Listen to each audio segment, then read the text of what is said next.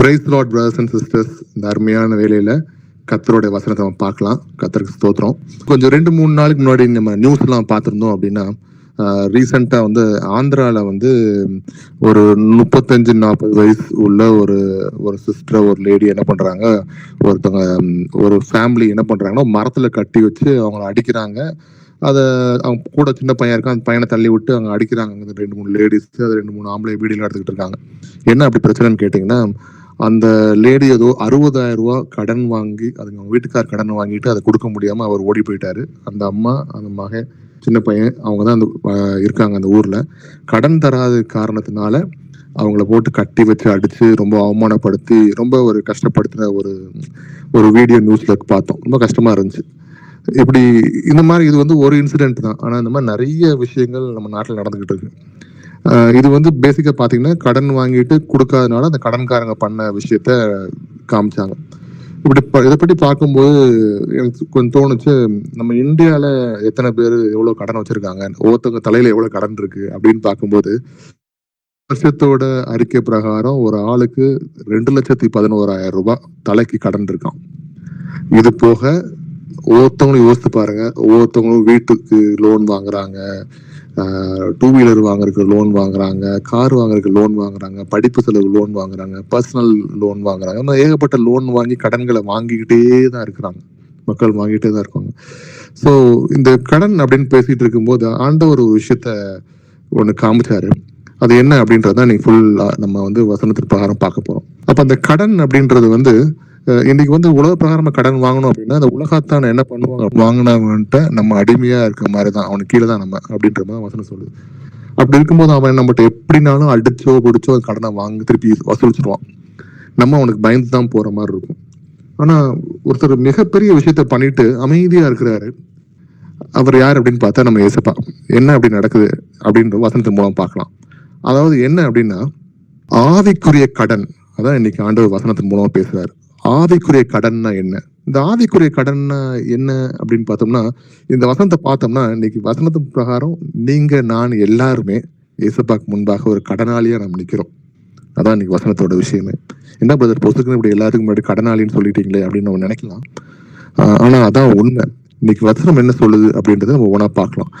ஆவிக்குரிய கடன் நம்மளுடைய தேவனுக்கு செலுத்த வேண்டியது என்ன அப்படின்றத இன்னைக்கு பார்க்க போறோம். சரி, முதலாவது ரோமன் 13:8 வசனத்தை நம்ம வாசிக்கலாம். ஒருவரிடத்தில் ஒருவர் அன்பு கூறுகிற கடனே அல்லாமல் மற்றொன்றிலும் ஒருவனுக்கும் கடன்படாதிருங்கள். பிறனிடத்தில் அன்பு கூறுகிறவன் நியாய பிரமாணத்தை நிறைவேற்றுகிறான். ஆமென். ஒருவனிடத்தில் ஒருவர் அன்பு கூறுகிற கடனாய் இல்லாமல் மற்றொன்றிலும் ஒருவனுக்கும் கடன்படாதிருங்கள் அப்படின்னு ஆண்டவர் சொல்றாரு. அப்ப நம்ம அன்பு காட்டுறது ஒரு முக்கியமான விஷயமா இருக்கு. அதை விட்டுட்டு வேற எந்த வித கடன்லையும் கடன்படாதுங்க அப்படின்னு ஆண்டவர் சொல்லியிருக்காரு. பிறனிடத்தில் அன்பு கூறுகிறவர் நியாயப்பிரமாணத்தை நிறைவேற்றுகிறான். இன்னைக்கு நியாயப்பிரமாணத்தை நிறைவேற்றக்கூடிய அளவுக்கான விஷயம் என்ன அப்படின்னா, அதுக்கு ஈக்குவலா அந்த லா அப்படின்னு ஈக்குவலா என்னன்னா லவ் தான். அந்த அன்பு தான். அன்புனால் மட்டும்தான் எல்லாம் செய்ய முடியும்ன்றதை இன்னைக்கு ஆண்டவர் அழகாக காமிச்சிட்டார். அந்த அன்பு என்ன இன்னைக்கு அப்படின்னு பார்த்தோம்னா, உங்களுக்காகவும் எனக்காகவும் ஏசப்பா நம்ம பாதிகளா இருக்கும் போதே, சத்துருக்களா இருக்கும் போதே அவர் நமக்காக மரித்தது தான், அந்த கடனை செலுத்தினது தான் இன்னைக்கு மொத்த விஷயம் பார்க்குறோம். அதுதான் இங்க அன்பா பார்க்குறோம். அந்த அன்கண்டிஷனல் லவ், அதுக்கு எந்த அக்ரிமெண்ட்டுமே கிடையாது. நம்ம தகுதியற்றவங்களுக்காக ஏசப்பா மரிச்சாரு அப்படின்றத பார்க்குறோம். இப்ப அப்படிப்பட்ட அதாவது ஏன் கடன் அப்படின்னு நம்ம சொல்றோம் அப்படின்னா, ஒருவேளை ஏசப்பா மரிக்கலைன்னா நம்ம எல்லாரும் பாவிகளா நரகத்துக்கு போக வேண்டிய நித்திய ஜீவன் நமக்கு கிடைக்காது அப்படின்றது உறுதியா இருக்கும். நரகத்துக்கு போக வேண்டியதா இருக்கும். ஏன்னா உலகம் முழுவதும் எந்த பரிசுத்தமான ஆள் கிடைக்கல, எந்த பரிசுத்தமான ரத்தம் கிடைக்கல ரத்த பலியிடுறதுக்கு. அதனாலதான் பரிசுத்தமான தேவாதி தேவன் ஆவியா இருக்கிற மனுஷனாகிய இயேசு கிறிஸ்துவா தானே வந்து மறிச்சு அவருடைய ரத்தத்தை சிந்தினாரு. அது ஆட்டுக்குட்டியானவர ரத்தத்தை சிந்தினாரு. ரத்தத்தினால் நம்ம விலை கொடுத்து வாங்கிட்டாரு. அப்படி வாங்கி அவர் அமைதியை ஒரு பக்கம் நிற்கிறாரு. நம்ம அவர்கிட்ட திரும்பி பார்ப்போம், நம்மளுடைய பாவத்திற்கு விலகி வருவோம் அப்படின்னு சொல்லி அவர் பார்க்கிறாரு. ஆனா இதே கடனை வேற இடத்துல நம்ம வாங்கி வந்தோம்னா அவன் நம்மளை என்ன பாடுபடுத்துவான், நம்ம எப்படி அவனுக்கு அடிமையா இருக்கிறோம் அப்படின்னு நீங்க நினைச்சு பாருங்க பிரதர்ஸ் சிஸ்டர்ஸ். சரி, முதலாவதாக ஆவிக்குரிய கடன்னா என்ன அப்படின்றதையும் பார்த்துடலாம். ஆவிக்குரிய கடன் எப்படின்னு பார்க்கணும் அப்படின்னா, ஆவிக்குரிய கடனை வந்து நம்ம எப்படி ஆண்டவர் செலுத்த வேண்டிய விஷயத்துக்கு காரணத்துல வரணும். ஒண்ணு வந்து பாவத்தின் நிமித்தமாக, இன்னொன்னு அவர்கிட்ட கிடைக்க போற கிருபை, அவர்கிட்ட கிடைக்க போற அந்த இரக்கம், அப்புறம் அவரோட அழைப்பு அப்படின்னு நம்ம பார்க்கலாம். இதுல ரோமர் 6 அதிகாரத்துல 23 வசனத்தை வாசிப்போம். ரோமர் 6:23. பாவத்தின் சம்பளம் மரணம், தேவனுடைய கிருபை வரமும் நம்முடைய கர்த்தராகிய இயேசு கிறிஸ்துவினால் உண்டான நித்திய ஜீவன். ஆமென். ஆமென். அப்ப பாவத்துல நம்ம சிக்கி இருக்கோம் அப்படின்னாவே அதோட சம்பளம் கண்டிப்பா மரணம் தான் பிரதர்ஸ் அண்ட் சிஸ்டர்ஸ். வசனம் இன்னைக்கு சொல்லுது. இன்னைக்கு எல்லாரும் நம்ம பாவம் பண்ணி தான் கிடக்குறோம். ஆண்டவருக்கு முன்பாக ஒவ்வொரு பாவத்துக்காக நம்ம அறிக்கையிட்டு மன்னிப்பு கேட்டு திரும்பி வாழ்றதுக்கு அவர் உதவி கேட்டு நம்ம வாழ ட்ரை பண்ணிட்டு இருக்கோம். ஆனா எவ்வளவுக்கு எவ்வளவு நம்ம மாத்திக்க முடியுமோ அதை நம்ம மாத்தணும் அப்படின்றது தான் ஆண்டவர் விரும்புகிறார். ஏன்னா அப்படிதான் அவர்கிட்ட அந்த கடனை அவர் செலுத்த முடியும். அவர் கேட்கறது, அந்த கடனை கேட்கிற விஷயம் என்னன்னா, உன் உள்ளத்தை தாப்பா, பரிசுத்தமாக உன் உள்ளத்தை எனக்கு கொடு அப்படின்னு அவர் கேட்கிறார். வேற எந்த காசையோ எந்த விதமான பணத்தையோ பொருளோ அவர் கேட்கல. ஏன்னா அதை விரும்பக்கூடிய தேவன் அவர் கிடையாது. தேவனுடைய கிருபை வரமோ நம்முடைய கர்த்தராக இயேசு கிறிஸ்துவினால் உண்டான நித்திய ஜீவன். ஏன்னா அவர் எப்படி தன்னை தாழ்த்தி இயேசு கிறிஸ்துவாக வந்து தன்னை சிலுவையில அறைய பண்ணி அவர் ரத்தம் சிந்தி இன்னைக்கு உங்களுக்கும் எனக்கும் விடுதலை கொடுத்து நித்திய ஜீவன் அழைக்கிற அளவுக்கு அவர் வந்து இறங்கி வந்திருக்கார். அப்ப மகா ஒரு அப்படிப்பட்ட ஒரு அன்பு நம்ம எங்கேயும் பார்க்க முடியாது, எந்த மதத்திலையும் நம்ம கேட்க முடியாது, வேற யாராலையும் செய்ய முடியாத அப்படிப்பட்ட விஷயத்த கடவுளாகிய இயேசு கிறிஸ்து மட்டும்தான் செய்ய முடியும். அவர் செஞ்சிருக்காரு அப்படின்றத பார்க்கணும். அப்ப பாவம் அப்படின்னாவே சம்பளம் அதுக்கு மரணம் தான். ஆனா அந்த கடன் உண்மையான விஷயம், ஆவிக்குரிய விஷயத்துல நம்ம கடன் பட்டு இருக்கிறோம். அப்ப அந்த கடன் பட்டு இருக்க விஷயத்த நம்ம என்ன பண்ணோம் அப்படின்னா, இயேசு கிறிஸ்து அவரோட கிருபையினால மொத்தமாக அவர் பே பண்ணிட்டார். இஎம்ஐல பே பண்ணல பிரதர்ஸ் அண்ட் சிஸ்டர்ஸ், அவர் இஎம்ஐல பே பண்ணல, இன்ஸ்டால்மெண்ட்ல பே பண்ணல, அவர் முழுமையாக செலுத்தி முடிச்சிட்டார். இன்னைக்கு நீங்களும் நாளும் நிம்மதியாக விடுதலை பற்று இருக்கோமா அப்படின்னா அது கர்த்தருடைய கிருபை தான். ஆகாம் பண்ண ஒரு டிசோபீடியன்ஸ், அவருடைய கீழ்ப்படியாமையினால அந்த பாவம் உள்ள நுழைஞ்சது, மொத்த பேரையும் அது எப்படி ஆக்கிரமிச்சிச்சு அப்படின்றத பார்த்தோம். ஆனா இயேசு கிறிஸ்துனால அது மொத்தையும் விடுதலை கொடுத்து இன்னைக்கு இயேசு கிறிஸ்துவுக்கு நம்ம கடலாணியா இருக்கிறோம் அப்படின்னா அதை நம்ம எப்படி அவருக்கு செலுத்த போகிறோம், எவ்வளவு முக்கியமான ஒரு விஷயம் அப்படின்றத மொத்தமா நம்ம பார்க்கலாம். ரோம 3ஆம் அதிகாரத்துல 23வது வசனத்தை நம்ம வாசிப்போம். எல்லாரும் பாவம் செய்து தேவ மகிமை அற்றவர்களாகி. ஆமென்.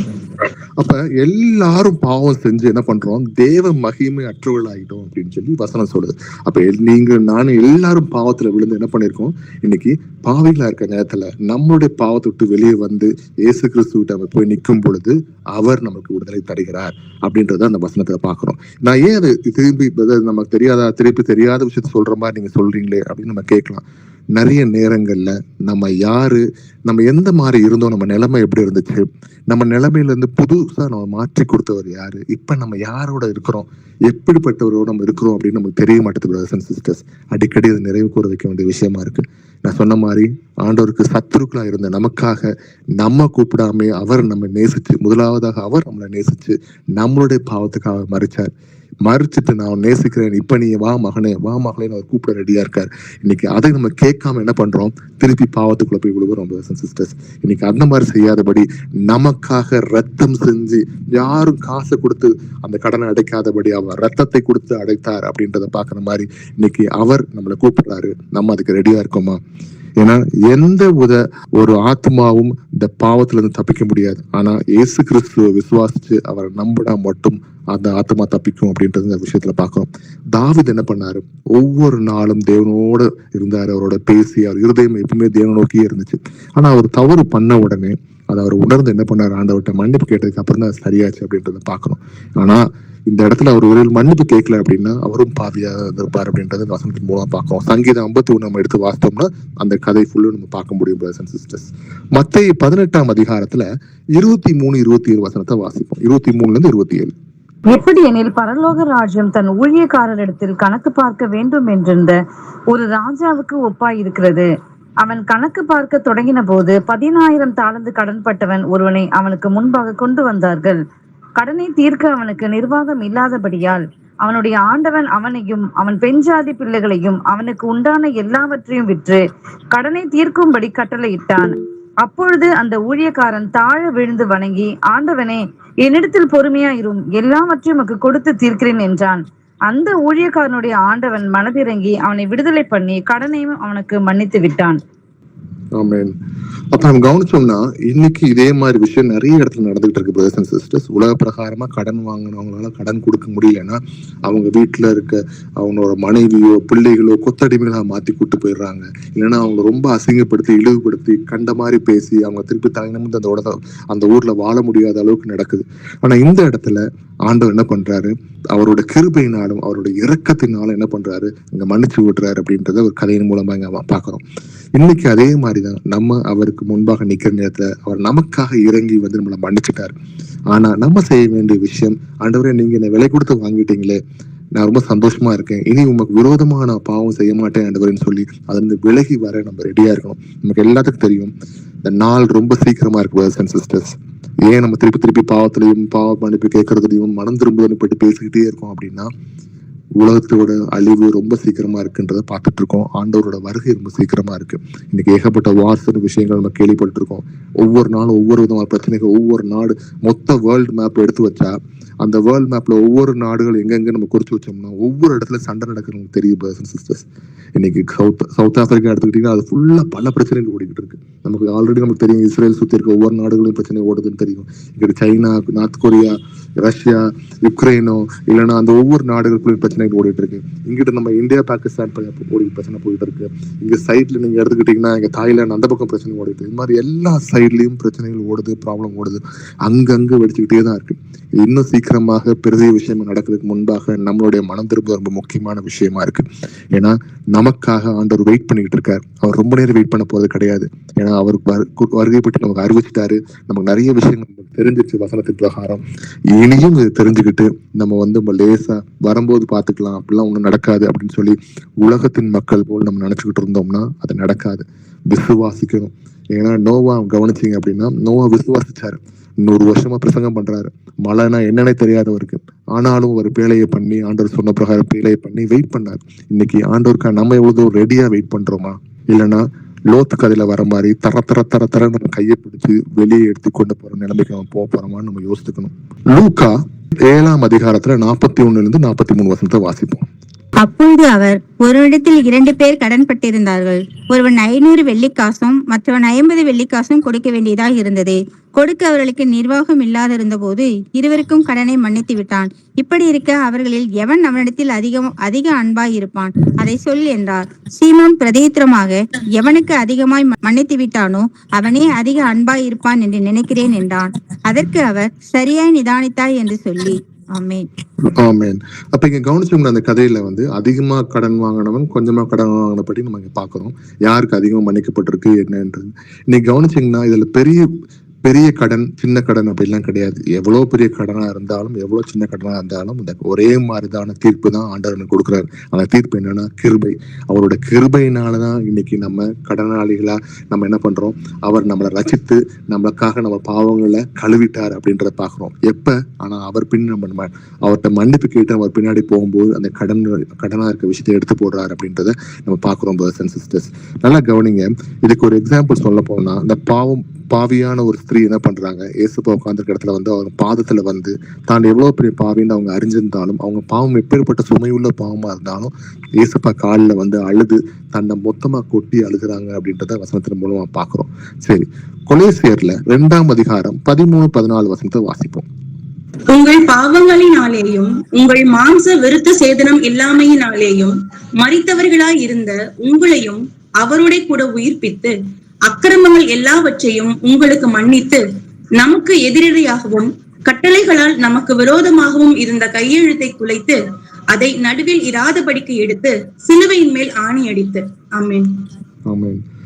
யாருக்கு அந்த பவர் இருக்கு அப்படின்னா ஒருத்தருக்கு மட்டும் தான் இருக்கு, ஏசப்பாக்கு மட்டும்தான். இன்னைக்கு நமக்கு விரோதமாக பல விதமான விஷயங்கள் பாவத்தை குறித்து நம்ம பாவையும் நமக்கு இருந்தாலும் அத்தனையும் குலைத்து விட்டு அது விரோதமா அந்த கையெழுத்தை குலைத்து என்ன பண்றாரு, அவர் நடுவில் இராதபடி எடுத்து சிலுவையின் மேல ஆணி அடித்துன்னு சொல்லி வசனம் போட்டிருக்கோம். இன்னைக்கு அந்த மாதிரி நமக்காக என்ன பண்றாங்க, நம்ம ஆவிக்குரிய கடனை உடைத்து அதை கேன்சல் பண்ணி போட்ட ஒருத்தர் யாரு அப்படின்னா ஏசப்பா தான் பிரதர்ஸ் அண்ட் சிஸ்டர்ஸ். ஒருவேளை அவர் வரல அப்படின்னா ஆவிக்குரிய வாழ்க்கை நம்ம கடனாளியா நின்றுப்போம், நம்ம பாவிகளா நின்றுப்போம் தேவனுக்கு முன்பாக.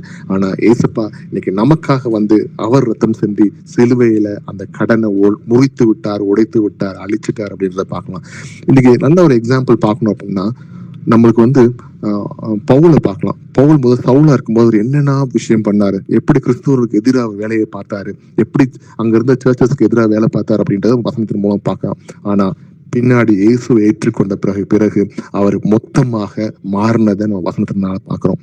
அப்ப என்ன பண்றாரு இயேசுப்பா, அவரோட பழைய வாழ்க்கை எல்லாத்தையும் அழித்து போட்டார். அவர் புதுமையாக சவுல்ல இருந்து பவுலாக மாற்றினார் அப்படின்றத இந்த வசனத்துல பார்க்கலாம். இன்னைக்கு நீங்களும் நானும் மனம் திரும்பும் பொழுது, கர்த்தருக்கு முன்பாக brothers and sisters, மனம் திரும்பும் பொழுது நம்மளுடைய ஒவ்வொரு பழைய பாவங்கள் எல்லாத்தையும் ஆண்டவர் முறித்து போடுகிறார். இல்லை அப்படின்னா இன்னும் நம்ம ஆவிக்குரிய கடனாளிகளாக தான் இருப்போம். ஆவிக்குரிய கடன் நம்மளுக்கு உடையணும் அப்படின்னா நம்மளுடைய மனம் திரும்புதலும், நம்ம பாவ வாழ்க்கையை விட்டு விலகி கர்த்தருக்காக உண்மையா பயந்து வாழக்கூடிய ஒரு வாழ்க்கையை நம்ம சூஸ் பண்ண ரெடியா இருக்கணும் brothers and sisters. அதை கர்த்தர் விரும்புகிறார். ஒருவேளை நீங்க அந்த மாதிரி நம்ம சூஸ் பண்ண ரெடி ஆனோம் அப்படின்னா நம்மளுடைய பழைய பாவங்கள் எல்லாத்தையும் அழித்து கிறுக்கி போட கர்த்தர் ரெடியா இருக்கிறார். சரி, சங்கீதம் 49ஆம் அதிகாரத்துல 7-8 வசனத்தை வாசிப்போம். ஒருவனாவது தன் சகோதரன் அழிவை காணாமல் இனி என்றென்றைக்கும் உயிரோடு இருக்கும்படி எவ்விதத்தினாலாவது அவனை மீட்டுக் கொள்ளவும் அவன் நிமித்த மீட்கும் பொருளை தேவனுக்கு கொடுக்கவும் கூடாது.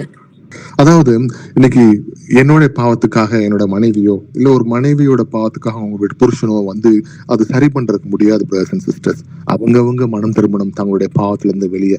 நல்லா கவனிச்சிங்க அப்படின்னா, ஒரு எக்ஸாம்பிளா சொல்லணும் அப்படின்னா, ஏப்ரஹாம் இருந்தார். ஆபிரகாம் என்ன பண்றாரு, அவர் எவ்வளவு பரிசுத்தமாகவும் ஆண்டவருக்கு முன்பாக நீதிமானம் நடந்தாலும் அவர் லோத்துக்கு அவங்க குடும்பத்தில் நடக்க போற பிரச்சனைக்காக அவர் வேண்டார். ஆனா அவர் எதுவும் பண்ண முடியலங்க. ஆனா கடவுள் அதை உணர்ந்து கொண்டு அதுக்காக அவர் அந்த விஷயத்திலிருந்து அவங்களை வெளியே கூட்டு வந்தார் அப்படின்றத வசனத்தின் மூலமா பார்க்கலாம். அடுத்தது, இயேசு நமது கடனை முற்றிலும் செலுத்தினார் அப்படின்றது முக்கியமான விஷயம். அதுக்கு என்னென்ன வசனங்கள் இருக்கிறத பார்க்கலாம். ஏன்னா முதலாவதாக ஆவிக்குரிய கடன்னா என்ன அப்படின்றத பார்த்தோம். அடுத்தது ஆவிக்குரிய கடன்ல எப்படி ஆண்டவர் நம்மளை வந்து ஒவ்வொரு விஷயத்திலிருந்து மாற்றி கொடுத்து இன்னைக்கு வந்து இயேசு நம்மளுடைய கடனை எப்படி முற்றிலும் செலுத்தி முடிச்சார் அப்படின்றத பார்க்கலாம். சரி, முதலாக ஏசாயா 53ஆம் அதிகாரத்துல 5வது வசனத்தை வாசிக்கலாம். நம்முடைய மீறுதல்கள் நிமித்தம் அவர் காயப்பட்டு நம்முடைய அக்கிரமங்கள் நிமித்தம் அவர் நொறுக்கப்பட்டார். நமக்கு சமாதானத்தை உண்டு பண்ணும் ஆக்கினை அவர் மேல் வந்தது. அவருடைய தழும்புகளால் குணமாகிறோம். ஆமென். ஆமென். இந்த விஷயம் நமக்கு நடக்கல அப்படின்னா இன்னைக்கு நீங்களும் நானும் கர்த்தருக்கு முன்பாக பரிசுத்தமான்களாக இயேசு கிறிஸ்து முன்பாக நம்ம வந்து பாவம் இல்லாம நம்ம நிக்க முடியாது இந்த இடத்துல. ஆனா கர்த்தர் இன்னைக்கு ஃபுல்லா மாற்றி கொடுத்து இன்னைக்கு நம்ம பரிசுத்தமாக இருக்கிறதுக்காக அவர் நம்மளுடைய ஒவ்வொரு பாவத்தையும் முறியடிக்கிறதுக்காக சிலுவையில சிந்தின ரத்தத்தையும் இங்க வசனமாக நம்ம பார்க்கிறோம். நம்முடைய மீறுதலுக்காக இன்னைக்கு ஒவ்வொருத்தவங்களோட மீறுதலுக்காக அவர் காயப்பட்டு நம்முடைய அக்கிரமங்களுக்கு நிமித்தம் அவர் நொறுக்கப்பட்டு நமக்கு சமாதானத்தை உண்டு பண்ணும் ஆக்கினை அவர் மேல் வந்தது. இன்னைக்கு ஆக்கினை எங்க இருக்கு? நரகத்தில் நமக்காக, அதாவது பாவிகளுக்காக காத்து கொண்டிருக்கு. ஒருவேளை நம்ம கிறிஸ்துவுக்கு முன்பாக மனம் திரும்பல அப்படின்னா நம்மளுக்கும் அதே இடம்தான். ஆனா கிறிஸ்துவுக்கு முன்பாக நம்ம மனம் திரும்பி அவர் சொன்ன வசனத்திற்கு ஏற்றப்ப கீழ்ப்படிஞ்சு ஆவியின் கனி கொடுக்கறதுக்கு நம்ம ரெடியா இருக்கணும் brothers and sisters. ஒருவேளை செய்யல அப்படின்னா நம்மளுக்கு ஆக்கினை தீர்ப்பு ரெடியா இருக்கு. அவருடைய தழும்புகளால் குணமாகிறோம். இன்னைக்கு நம்மளுடைய வேதனைகளா இருக்கட்டும், நம்மளுடைய வாதையா இருக்கட்டும், நம்மளோட போராட்டங்களா இருக்கட்டும், நம்மளோட கஷ்டங்களா இருக்கட்டும், எல்லாத்துக்கும் அத்தனை ஒரு மனுஷனா பிறந்தானா அவனுக்கு என்னென்ன பிரச்சனை வருமோ அத்தனை விஷயத்துக்கும் சிலுவையில ஆண்டவர் பதில் கொடுத்தார், அதை முறியடித்தார் அப்படின்றத பார்க்கணும் brothers and sisters. யோவான் 19ஆம் அதிகாரத்தில் 30வது வசனத்தை வாசிப்போம். இயேசு காடியை வாங்கின பின்பு முடிந்தது என்று சொல்லி தலையை சாய்த்து ஆவியை ஒப்பு கொடுத்தார். ஆமென். கரெக்ட். அப்ப இது இங்கிலீஷ்ல போட்டிருக்கு எப்படி வசனம், ரொம்ப சிம்பிளா போட்டிருப்பாங்க. இட் இஸ் finished அப்படின்னு போட்டிருப்பாங்க. இது முடிஞ்சிருச்சு அப்படின்னு, முற்றிலும் முடிஞ்சது. அதாவது சொன்ன மாதிரி ஆண்டவர் இயேசு கிறிஸ்து நம்மளுடைய பாவத்தை சிலுவையில இன்ஸ்டால்மெண்ட்லயோ இஎம்ஐலயோ அவர் கட்டல, முழுமையாக ஒரே தரமாக மொத்த ரத்தத்தையும் அவர் சிந்தி அவரோட சதைகள் எல்லாம் கிழிக்கப்பட்டு அவர் அவமானப்படுத்தப்பட்டு அவர் எல்லா விதமான பாவங்களையும் தனக்குள்ள இழுத்து அவர் அதை உயிரை விட்டார் அப்படின்றத நம்ம பார்க்கிறோம் brothers and sisters. இன்னைக்கு அவர் முழுமையாக அதை முடிச்சிட்டார். இன்னைக்கு நம்ம செய்ய வேண்டிய விஷயம் நம்மளை தாழ்த்தி ஆண்டவர் முன்பாக ஆண்டவரே நான் விசுவாசிக்கிறேன் அப்படின்னு சொல்லி விசுவாசிச்சு நம்மளுடைய பாவ வாழ்க்கையிலிருந்து வெளியே வரக்கு நம்ம ரெடியா இருக்கணும். நல்லா கவனிங்க, அவர் இயேசுப்பா சிலுவையில தொங்குறாரு, 2 கள்ளர்கள் அங்கிட்ட இங்கிட்டு தொங்குறாங்க. அதுல ஒருத்தன் என்ன பண்றான், கடைசி நேரத்துல கூட இயேசு விசுவாசி ஆண்டவரே உங்க ராஜ்யம் வரும்போது நினைவு கூறுங்க ஆண்டவரேன்னு சொன்னது போல அந்த இடத்துல கேட்டனால அந்த இடத்துல கூட அவருக்கு இயேசப்பா நீ இன்னைக்கு என்னோட பரதேசத்துல இருப்பான்னு சொல்றாரு. அவர் என்ன சொல்றாரு, அவர் கேட்கிற விஷயம் மனம் திரும்புதல் தான். ஆனா இதை நம்ம நல்ல விஷயமா நம்ம எடுத்துக்கிட்டு அந்த மன திருப்பத்துக்குள்ள போக நம்ம ரெடியா இருக்கணும் brothers and sisters. எபிரேயர் 9ஆம் அதிகாரத்துல 12வது வசனத்தை வாசிப்போம். வெள்ளாட்டுக்கடா இளங்காலை இவைகளுடைய ரத்தத்தினாலே அல்ல, தம்முடைய சொந்த ரத்தத்தினாலும் ஒரே தரம் மகா பரிசுத்த ஸ்தலத்திலே பிரவேசித்து நித்திய மீட்பை உண்டு பண்ணினார். ஆமென். கரெக்ட். வெள்ளாட்டுக்கடாவோ இளங்காலை இவைகளுடைய ரத்தத்தினாலே அல்ல, தம்முடைய சொந்த ரத்தத்தினால் ஒரே தரம் மகா பரிசுத்த ஸ்தலத்திலே பிரவேசித்து நித்திய மீட்பை உண்டு பண்ணார். இன்னைக்கு இதான் brothers and sisters, நிறைய பேர் நம்ம சொல்றது, நம்ம நிறைய ஹாஸ்பிட்டல் மினிஸ்ட்ரிஸ் போனாலும் நம்ம பேசுற ஒரு விஷயம் என்ன அப்படின்னா, நிறைய பேருக்கு தெரியாது. இன்னும் இந்துக்கள் என்ன பண்றாங்க, நிறைய ஆடுகளும் கோழிகளும் அதை பலியிட்டு ரத்த பாவத்துக்காக அவங்க விமோச்சனம் பண்றாங்க. அந்த ரத்த பலியிட்டு இது அந்த காலத்துல என்ன பண்ணாங்க, யூதர்கள் அவங்க ஒவ்வொரு ரத்தத்தையும் கொடுத்து இந்த பாவத்துக்கு அந்த பாவத்துக்கு வருஷத்துக்கு ஒரு தடவை அந்த மாதிரி ஒவ்வொரு விஷயங்களும் அவங்க அந்த பலியிட்டு அந்த பாவத்துக்காக அவங்க நிறைவேற்றிக்கிட்டு இருந்தாங்கன்ற பாக்குறோம். நல்ல வேலை நம்ம ஏசப்பா வந்துட்டாரு.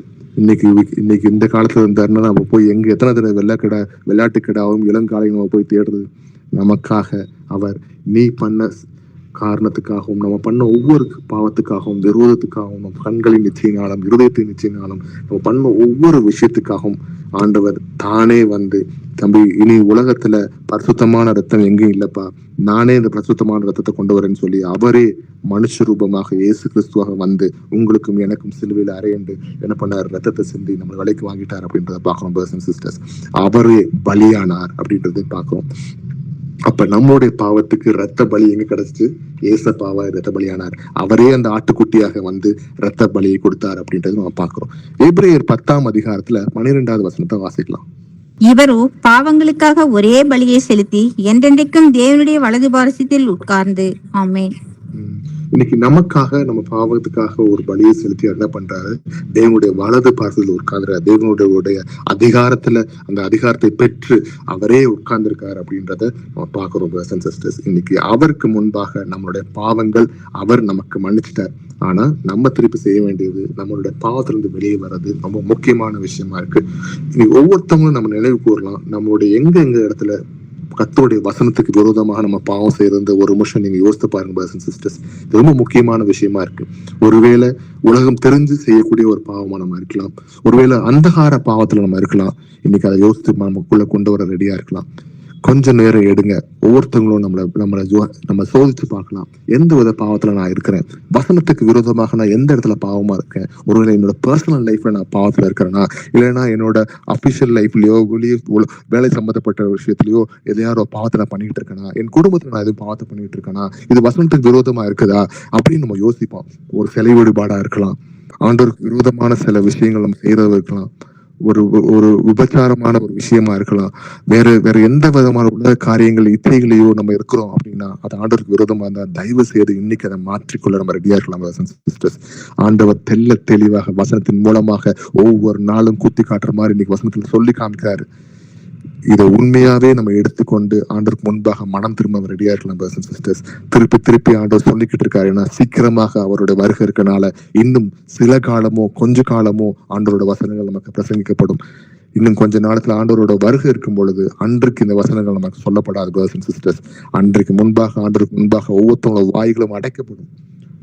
நமக்காக நம்மளே ஆண்டவர் நான் இப்படி இருந்தேன், நான் இப்படி நினைச்சேனே, நீ இந்த மாதிரி ஆயிடுச்சு அப்படின்னு சொல்ல முடியாது. அதற்கு முன்பாக நம்மளை மாற்றிக்கொள்ள ரெடியா இருக்கலாம் brothers and sisters. 1 பேதுரு 1ஆம் அதிகாரம் 18-19 வசனத்தை வாசிப்போம். உங்கள் முன்னோர்களால் பாரம்பரியமாய் நீங்கள் அனுசரித்து வந்த வீணான நடத்தையின் என்று அழிவுள்ள வஸ்துக்களாகிய வெள்ளியினாலும் பொன்னினாலும் மீட்கப்படாமல் குற்றமில்லாத மாசற்ற ஆட்டுக்குட்டியாகிய கிறிஸ்துவின் விலையேற பெற்ற ரத்தத்தினாலே மீட்கப்பட்டீர்கள் என்று அறிந்திருக்கிறீர்களே. ஆமென். வசனங்க அழகா எவிடென்ட்டா ப்ரூஃப் கொடுக்குறாங்க. எப்படி? கிறிஸ்துவின் விலையேற பெற்ற ரத்தத்தினாலே மீட்கப்பட்டீர்கள் என்று அறிந்திருக்கிறீர்களே. அழகா ஏற்கனவே முடிச்சிட்டார் brothers and sisters. உங்களுக்காகவும் எனக்காகவும் அவர் ரத்தம் சிந்தி நமக்கு முழுமையாக மீட்டெடுத்துட்டார் அப்படின்றத பார்க்கணும். இனி அவர் மீட்டெடுத்த அந்த இடத்துல இருந்து நம்ம கிறிஸ்துக்குள்ள நுழைய போறோமா, இல்ல இன்னும் பாவத்துக்குள்ள நுழைஞ்சிட்டு இன்னும் பாவத்திலேயே கடந்துட்டு அப்புறம் பாத்துக்கலாம், இன்னும் வர ஒரு நாள் வரும், இன்னும் கொஞ்ச நாள் ஆகும், ஆண்டவர் வரும்போது மாறிக்கலாம் அப்படின்னு நினைச்சிட்டு இருந்தா அது நடக்காத காரியமா இருக்கும். இன்னைக்கு அழகா அவர் பாஸ்ட் டென்ஸ்ல போட்டது மாதிரி நம்ம ஏற்கனவே அறிஞ்சிருக்கிறோம். ஆண்டவர் நமக்காக வந்து மரித்தார் அப்படின்னு அறிஞ்சிருக்கணும். இன்னைக்கு ஒரு பாவத்தை போக்குறதுக்கோ இது ஒரு நிறைய விஷயங்கள் போக்குறதுக்கோ இன்னைக்கு ஆண்டவர் இயேசு கிறிஸ்து இல்லாம இன்னைக்கு அதை அறியாம ஏகப்பட்ட மக்கள், புறஜாதி மக்கள் என்ன பண்றாங்க, ஒவ்வொரு கோயிலும் குளங்களையும் போய் முங்கி எந்திரிச்சு தங்க பாவம் போகணுமேன்னு சொல்லி இந்த மகா கும்பா நம்ம கேள்விப்பட்டிருப்போம். மகா கும்பாபிஷேகம் உள்ள போய் உட்காடுறாங்க, தண்ணியில போய் உலகம் ஃபுல்லும் போய் தண்ணிக்குள்ள முங்கி எந்திரிக்கிறாங்க அப்படின்ற விஷயத்துக்கு கொஞ்ச நாளைக்கு 2 மாசத்துக்கு முன்னாடி நம்ம கேள்விப்பட்டிருக்கோம். இந்தியாவில ஏகப்பட்ட பேர், எங்க ஆபீஸ்ல இருந்து ஏகப்பட்ட பேர் போனாங்க, ஃபிளைட்டை பிடிச்சி போய் இறங்கி நாங்க போய் குளிச்சுட்டு வரோம். அந்த இடத்த பார்த்தா அவ்வளோ ஒரு கன்றாவையான ஒரு இடமா இருக்கு. அவ்வளோ அந்த ஒரு ஆறு ஓடுது, அந்த ஆறுல அத்தனை ஜன மக்கள் குளிக்கிறாங்க. இன்னைக்கு நம்மளுக்கு அந்த மாதிரிலாம் போக தேவையில்லை. நம்ம போய் ஆண்டவர் தேடுறதுக்கு மலைகளையும் கோவில்களையும் போய் உட்கார தேவையில்லை. பிரதர்ஸ் அண்ட் சிஸ்டர்ஸ், நம்ம உட்கார்ந்து இருக்கிற இடத்துல இயேசுவே என்னை பாருமப்பா அப்படின்னு சொல்லி அவருக்கு முன்பாக கூப்பிடும்போது நம்மளோட ஒவ்வொரு வார்த்தையும் கேட்கறதுக்கு அவர் ரெடியா இருக்கார். பிரதர்ஸ் அண்ட் சிஸ்டர்ஸ், அவர் நம்மளை தேடி ஓடி வந்திருக்காரு. இன்னைக்கு நம்ம ஒரு இடத்துல போய் நின்று அவருக்காக காத்திருக்க தேவையில்லை. தேவன் நமக்காக காத்து கொண்டிருக்கார். என் மகன் கூப்பிடுவானா, என் மக கூப்பிடுவாளான்னு வெயிட் பண்ணிட்டு இருக்காரு. பிரதர்ஸ் அண்ட் சிஸ்டர்ஸ், இன்னைக்கு அந்த கும்பால போய் முங்கி எந்திரிச்சா என்ன ஆகும்னா, ஆண்டவர் எங்களுக்கு விமோச்சனத்தை கொடுப்பாங்க, என் கடவுள் எனக்கு மோட்சத்தை கொடுப்பாங்கன்னு நிக்கிறாங்க. அவங்க செய்யற காரியத்துல நடக்க போறது இல்லைன்னு நமக்கு தெரியல. நமக்காக, நம்ம பாவத்துக்காக மரிச்ச கிறிஸ்து நம்மகிட்ட கேட்கிற ஒரே விஷயம், மனந்திரும் மகனே, மனந்திரும் மகளே, நான் உன்னை விடுதலை பண்ணிட்டேன், நீ வா என்கிட்டன்னு கேட்கிறாரு. இன்னைக்கு நீங்க இல்ல, நான் வேற வழியில வருவேன்ற மாதிரி இன்னைக்கு ஊரெல்லாம் சுத்திட்டு நம்ம தெரியும்.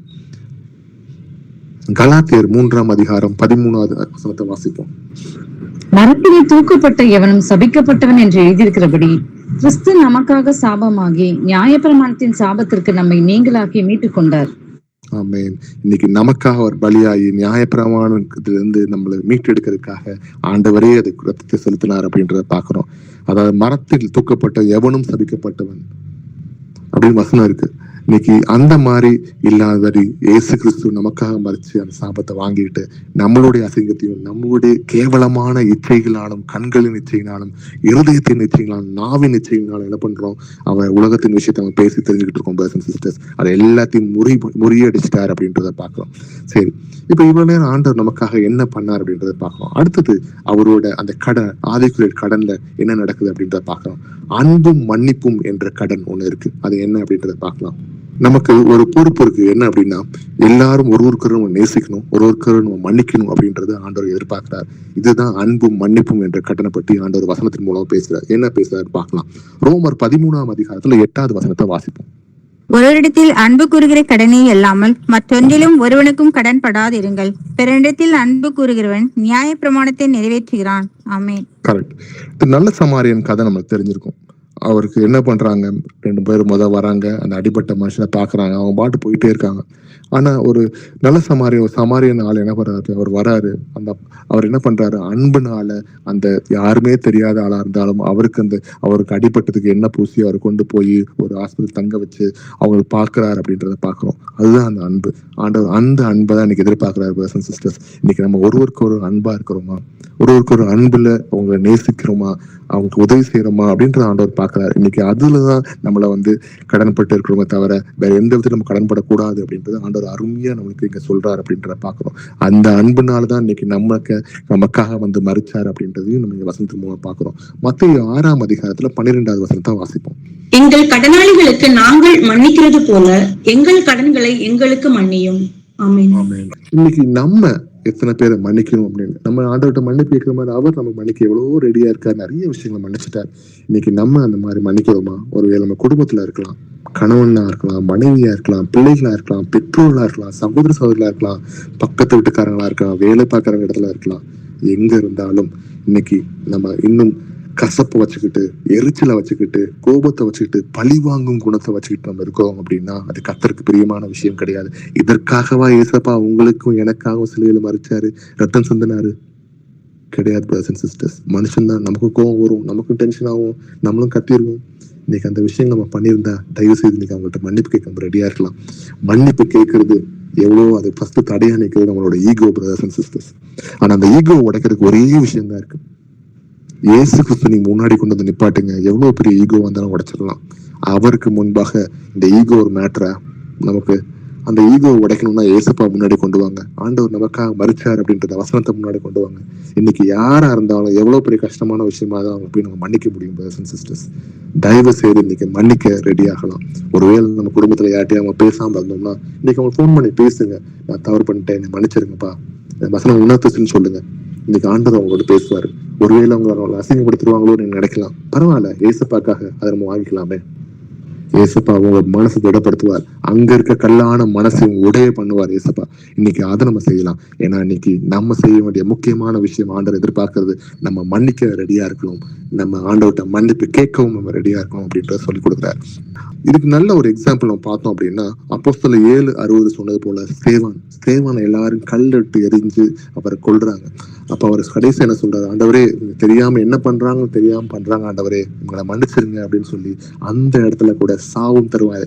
நினைச்சு பாருங்க ஒரு சிச்சுவேஷனை, எல்லாரும் ரோட்ல இருக்கிறோம், நம்ம சுத்தி எல்லாரும் நின்று நம்ம அடிக்கிறாங்க, கண்டு விட்டு எறிகிறாங்க அப்படின்னா நமக்குள்ள எவ்வளவு பயம், எவ்வளவு ஒரு கோவம், நம்மளால ஒண்ணும் பண்ண முடியல, இவங்க எல்லாம் அப்படி இருக்காங்களேன்னு நமக்கு தோணும். ஆனா அவர் கிறிஸ்துவை நம்பி விசுவாசித்து வாழ்ந்து காட்டி அந்த வசனத்துக்கு ஏத்தாப்புல அவங்க வாழ்ந்து அதை சாதிச்சு காமிச்சிருக்காங்க அப்படின்றத பார்க்கணும். ஸ்தேவான் கடைசி சொன்ன அந்த வார்த்தையை நம்ம அழகா அந்த அப்போஸ்தலர் 7:60 நம்ம வாசிக்கலாம். லூக்கா 6ஆம் அதிகாரத்துல 35வது வசனத்தை வாசிப்போம். உங்கள் சத்துருக்களை சிநேகியுங்கள், நன்மை செய்யுங்கள், கைமாறு கருதாமல் கடன் கொடுங்கள், அப்பொழுது உங்கள் பலன் மிகுதியாய் இருக்கும். உன்னதமானவருக்கு நீங்கள் பிள்ளைகளாய் இருப்பீர்கள். அவர் நன்றி அறியாதவர்களுக்கும் துரோகிகளுக்கும் நன்மை செய்கிறாரே. கரெக்ட். உங்கள் சத்துருக்களை சிநேகியுங்கள். இதுதாங்க நம்ம எல்லா விஷயத்திலும் வித்தியாசப்பட்டு கிறிஸ்துவை உடையவர்கள், இன்னைக்கு கிறிஸ்டியன்ஸ் அப்படின்னு சொல்லி வித்தியாசமா காட்ட ஒரு விஷயமே இந்த வசனத்தான். உங்கள் சத்துருக்களை சிநேகியுங்கள். வேற எங்கேயும் உங்க சத்துருவை சிநேகின்னு சொல்லவே முடியாது. இன்னைக்கு அந்த அளவுக்கு ஆண்ட வசனத்தை கொடுத்துருக்காரு. இதுலதான் நம்ம ஏசப்பாவோட அன்பு தெரியுது. நன்மை செய்யுங்கள், கைமாறு கருதாமல் கடன் கொடுங்கள். இன்னைக்கு சின்ன விஷயமா இருந்தாலும் நம்ம ரோட்ல போகும்போது ஒரு ஆள் பிச்சை கேட்டாலும் நம்ம கொடுக்கும்போது என்ன பண்றோம், முறுமுறுத்தி கொடுக்குற மாதிரி இருந்துச்சா? சில பேர் சொல்லுவாங்க, எடுத்து பணம் கொடுக்கும்போது சொல்ல, இவங்க கொடுக்காத, இவங்களாம் கொடுத்து வளர்த்து விடுறீங்க, அவங்களாம் இந்த மாதிரி இருக்காம வாங்கி கஞ்சா அடிக்கிறாங்க, அதை வாங்கி குடிச்சு தப்பான விஷயத்துக்கு போறாங்க, நம்ம தான் அவங்களுக்கு பழக்கி வரும் அப்படின்னு சொல்லுவாங்க. அது நமக்கு தேவையில்லை. ஆண்டவரை பார்த்துக்கொள்வார். ஆண்டவர் கொடுன்னு சொல்லியிருக்காரு, நம்ம கொடுக்க ரெடியா இருக்கலாம். அதை நம்ம ஆண்டவர் பார்த்துக்குவார். நம்மளோட வேலை கொடுக்கறது தான். ஓகே, அப்பொழுது உங்கள் பலன் மிகுதியாக இருக்கும், உன்னதமானவருக்கு நீங்கள் பிள்ளைகளா இருப்பீர்கள். ஆண்டவருக்கு முன்பாக அன்பை காட்டி இரக்கம் செலுத்தும் போதுதான் நம்ம ஆண்டவருடைய பிள்ளைகளாகும் சொல்லி வசனம் சொல்லுது. அவருக்கு நன்றி உள்ளவர்களா இருங்கள். எப்படிங்க ஆண்டவருக்கு ஒரு தேங்க்ஃபுல்லா கிராட்டிடியூடா இருக்க முடியும் அப்படின்னு நினைச்சோம்னா, இந்த மாதிரி விஷயத்த செய்யும் பொழுது ஆண்டவர் நமக்கு நன்றி படுத்துறோம் அப்படின்றது பாக்குறோம். துரோகிகளுக்கும் நன்மை செய்கிறாரே அப்படின்னு சொல்லி வசனம் சொல்லுது. இன்னைக்கு கவனிச்சோம் அப்படின்னா, இந்த லவ், இந்த அன்புன்றது ஒரு டிரான்சாக்சன் கிடையாது. நீ இதை கொடு, நான் உனக்கு தரேன், நீ அதை செய்ய தரேன் அப்படின்ற விஷயம் கிடையாது.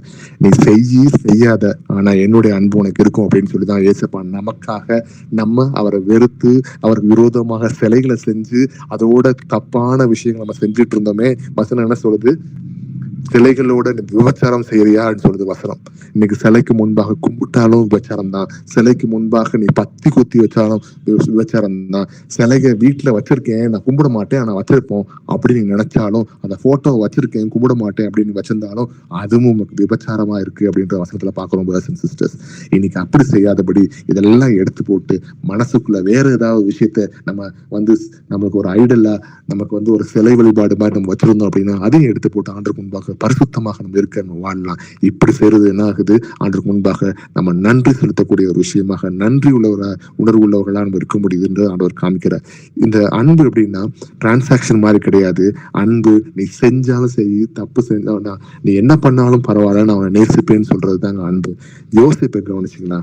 பழைய ஏற்பாட்டுல யோசிப்போட அண்ணன்மார் என்ன பண்ணாங்க அப்படின்னா, அவரை வித்து போட்டாங்க.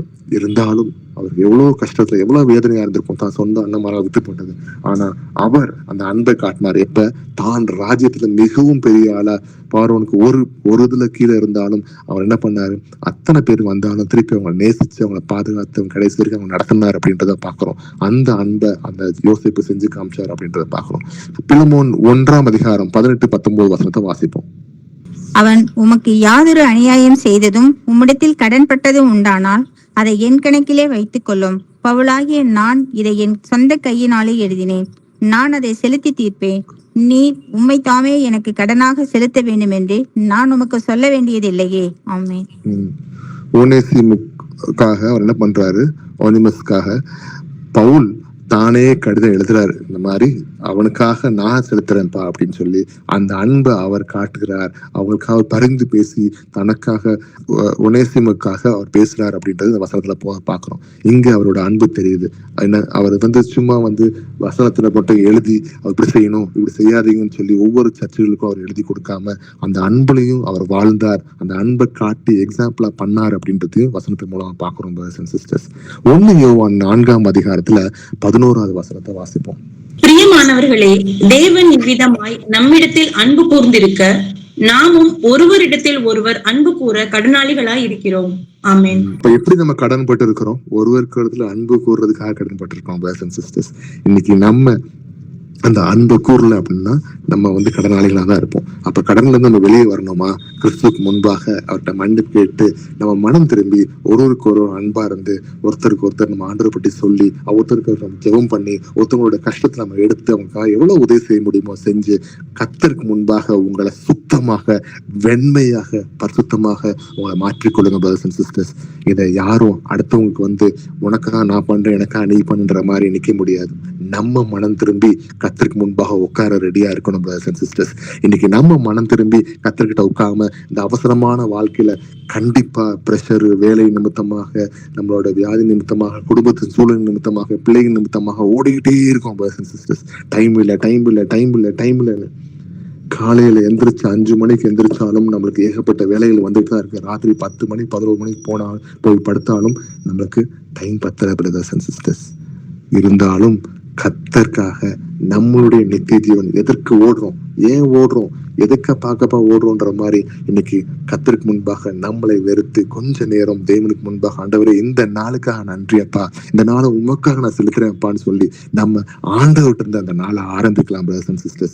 நம்ம ஒவ்வொரு நாளும் உலகத்தின் விஷயமாவே யோசித்து அதற்காகவே ஓடி ஓடி ஓடி எதை பிடிக்க போகிறோம்? நமக்கு கடைசி தேவையானது நித்திய ஜீவன். எது நல்ல பங்கோ அதை அறிந்து கொள்ளணும்.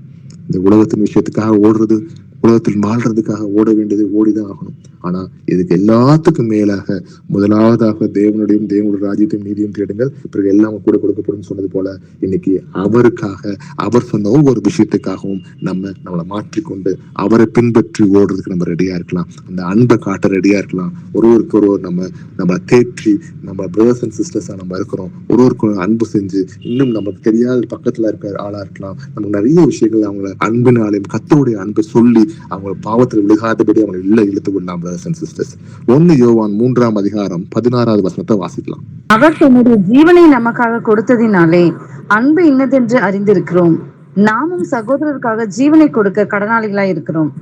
இன்னைக்கு இந்த வசனத்துக்கு யோசமா அவர் தம்முடைய ஜீவனை நமக்காக கொடுத்ததுனாலே அன்பு இன்னதென்று நம்ம அறிந்திருக்கிறோம். நாமும் சகோதரர்களுக்காக ஜீவனை கொடுக்க கடனாளியா இருக்கும். இன்னைக்கு இந்த வசனத்தை கவனிச்சு எப்படி நம்ம அடுத்தவங்களுக்கு ஜீவனை கொடுக்கறது அப்படின்னு நம்ம யோசிக்கலாம். இங்க யாரும் உங்களை போய் சாவுங்க அடுத்தவங்களுக்காக அப்படின்னு சொல்ல வரல brothers and sisters.